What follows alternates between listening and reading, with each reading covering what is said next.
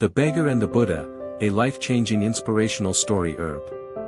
In the heart of ancient India, where the winds carried both dust and prayers, where villages were stitched together by rivers and forests, a silent transformation was unfolding.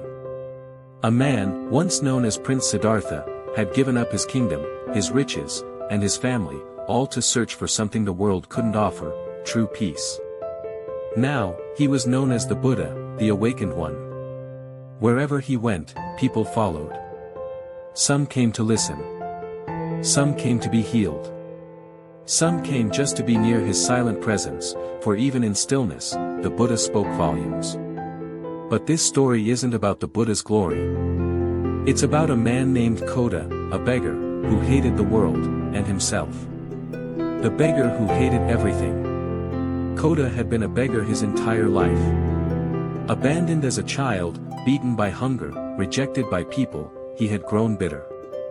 He believed kindness was fake, that the rich were thieves, and that God had turned his back on him. One day, the whole village buzzed with excitement. "The Buddha is coming," someone shouted.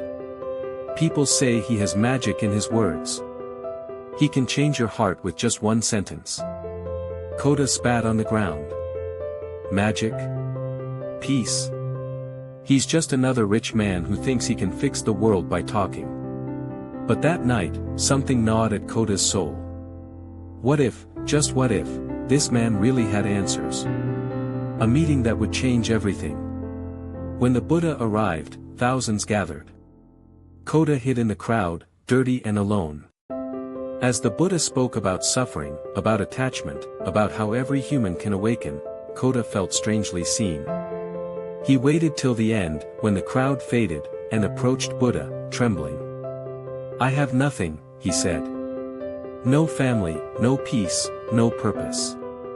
The world has spit on me since I was born. Why should I care about your peace?"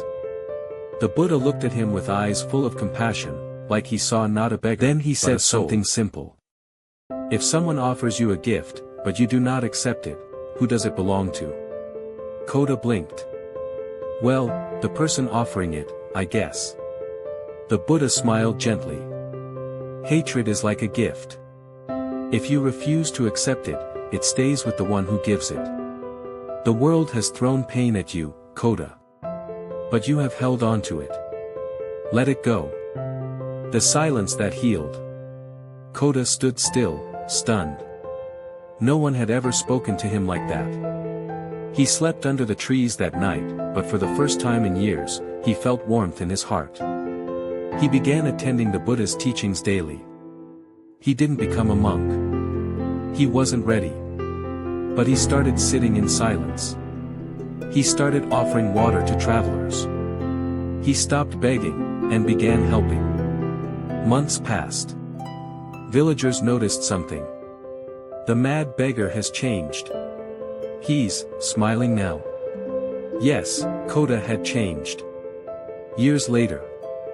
When Buddha returned to that village years later, he saw a familiar face among the trees. It was Koda, no longer a beggar, no longer bitter. He wore simple clothes.